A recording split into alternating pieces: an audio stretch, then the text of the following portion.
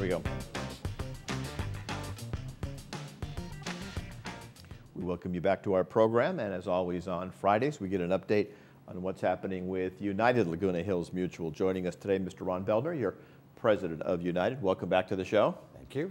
Lots going on out there in the community. We don't have a lot of rain right now, and I know that we've seen the folks in Third Mutual dealing with the water issue. You don't seem to have quite that same problem, at least with high water costs over there in United. We've been educating our people for years about water conservation, and we've also put in water-wise gardens in a number of areas. We're changing the heads on our sprinkler system to try and get better control. We've gone to drip systems, and also we're looking at our piping system. We're trying to find all those leaks and trying to plug them up. In fact, across the street from where I live in Building 115 and 116, we're doing a repiping right now this morning on putting in new pipes to stop leaks. Right, I know they've had that issue in Third as well. Perhaps a little more complex with the numbers of three-story buildings that they have over there, but you're dealing with it as well, maybe on not quite as extensive a basis as they are in Third, but also doing your part to help control the water usage here. Yeah, water is a very expensive commodity today, and it's probably going to be what we will call the next gold. The clear gold, if you wish, because I wish I could buy all kinds of stock in water companies right now. Right. Well, what they say is the water is free. What you're paying for is moving it and cleaning it and purifying it and then getting rid of it after we use it and watching it recycle through the system there. So yeah, there's a lot of interest in that issue. Well, another issue, of course, is electricity.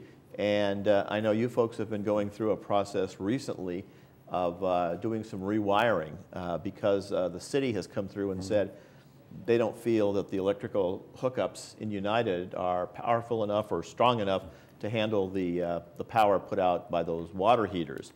So that's a project that's ongoing as well. Okay. We went to a new style water heater a few years back that has a heater at the top and bottom so people get water faster. And these require 30 amp. Unfortunately, our units are wired for 20 amp, and we didn't know that until the city finally caught up. So we're rewiring 6,324 units. It will be done by the last quarter of 2014. We have about 1,500 already done. Pardon me, over 2,000, I should say, done on the latest report.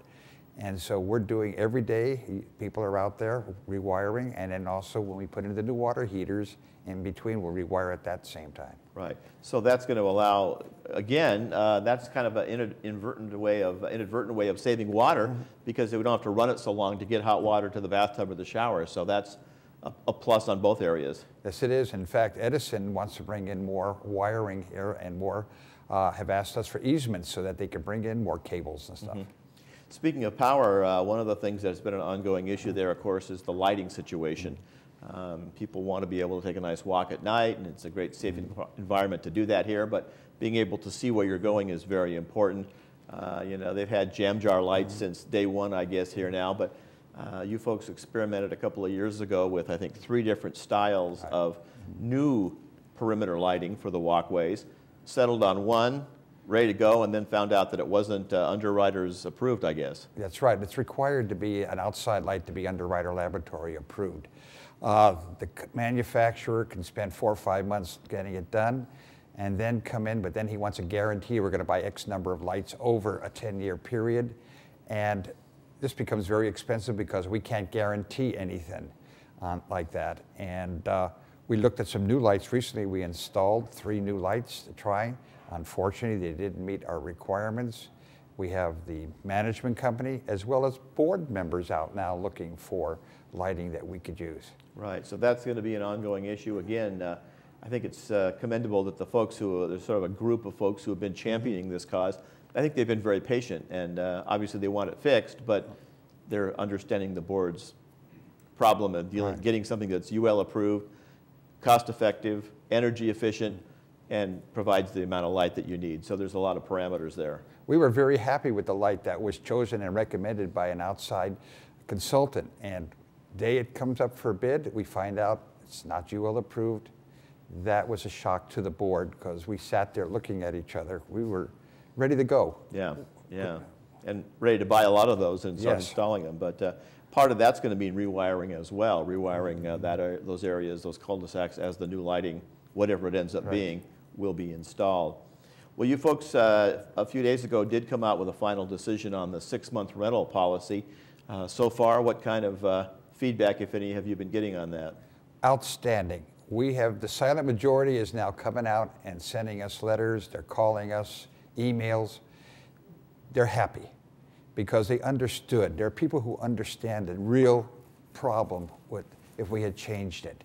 And we would have been a wide open community, no restriction in United if we hadn't made a change because of the new laws that have come in.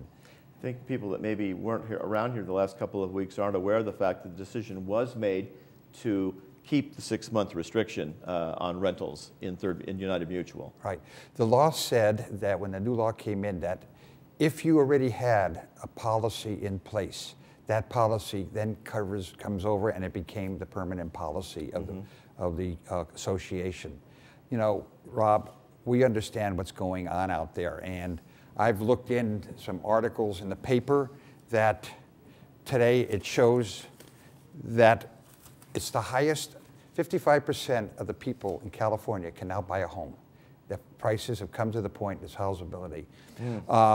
The number of homes in the demand for 500,000 or more is up 32% from a year ago. So homes are being sold here. Memberships are. It only takes now 2.1 months to sell a place.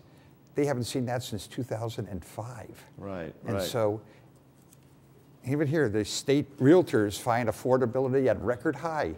So all of these things are coming in. It's changing out there in the economy. That's good news, and I know the nearby city of Irvine, they're starting to do more construction as well, including on the Great Park site. So that was always a plan to finance that through construction. That's starting to happen as well. So that's good news, and of course it's good news for the board because empty units are bad news for the board. So you always want to have somebody owning each of your units there in United. Okay, well let me explain something to you about when people say empty units. Every unit has a member owner. Right. So we're getting the money every month, whether it's open or not. We have people, about 77% of the people here live here full-time. We have people who come in as snowbirds. We have people come in as sunbirds. We have a new group now, it's called the golfers.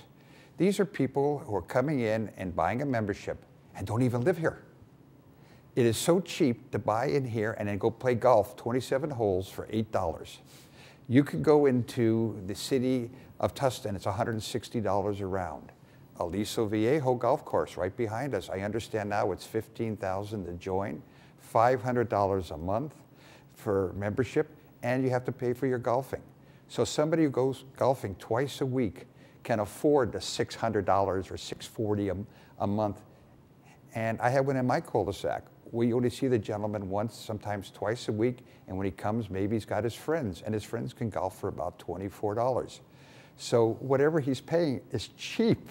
Yeah. Compared to it, and they're not even living there. Yeah, and you know, the financial reality of that is you're right. A lot of places do charge a lot. A lot of communities, you know, even communities sort of similar to Laguna Woods Village, have a separate fee for golf club membership, and it's like joining a country club for several $1,000s. So this is one of the many benefits of this community is the affordability of golf, and whatever it takes to bring people in. I know we had a gentleman on the other day. We've got a major international tennis tournament coming here in a few months.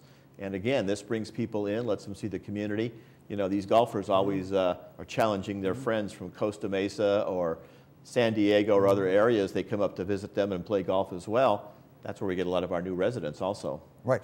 Yesterday at the CAC meeting, I made a proposal, and it was passed unanimously by the CAC. It's going to the GRF board to have a separate paddle tennis, pickleball facility next to the tennis court equal. So we will have a first class, not only a tennis court, we'll have first class in the newest things. And